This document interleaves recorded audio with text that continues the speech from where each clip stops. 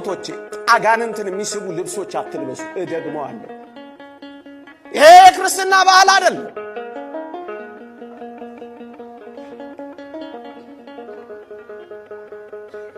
ያማል። አየህ ዓለማውያን ሆነናል የምንለው እኮ ለዚህ ነው። ያንዳንድ ወንዶች ሱሪ እንኳን እንዴት ያሳዝናል። አንዳንድ ታክሲ ውስጥ ገብተን ወርዶ እኮ አንዳንዱም አይታይም፣ ሽፍን አደርጋለሁ እኔ። አንዳንዱ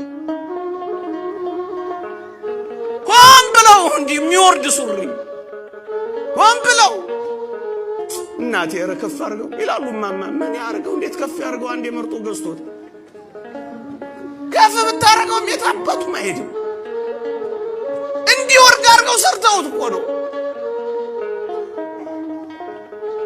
እያንዳንዱ በጥናት ነው የሚያረጉት። እህቶቼ እናንተ በጣም የተቀደሳችሁ ናችሁ።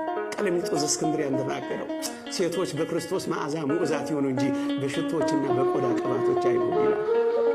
ክርስቶስ መዓዛችሁ፣ ክርስቶስ ውበታችሁ፣ ክርስቶስ መዋቢያችሁ፣ ክርስቶስ ጌጣችሁ፣ ክርስቶስ ሽልማታችሁ፣ ክርስቶስ መታያችሁ፣ ክርስቶስ ሞገሳችሁ። እናንተ ሴቶች ሆይ ዓለማውያን እንዳትሆኑ። ንስሐ አባት እንደሚያስፈልግ ብዙዎቻችን እናምናለን። አንዳንዶቻችን ፈቀቅ ብለን ንስሐ እንይዛለን። ንስሐ አባትን ንስሐ ግን አንገባው።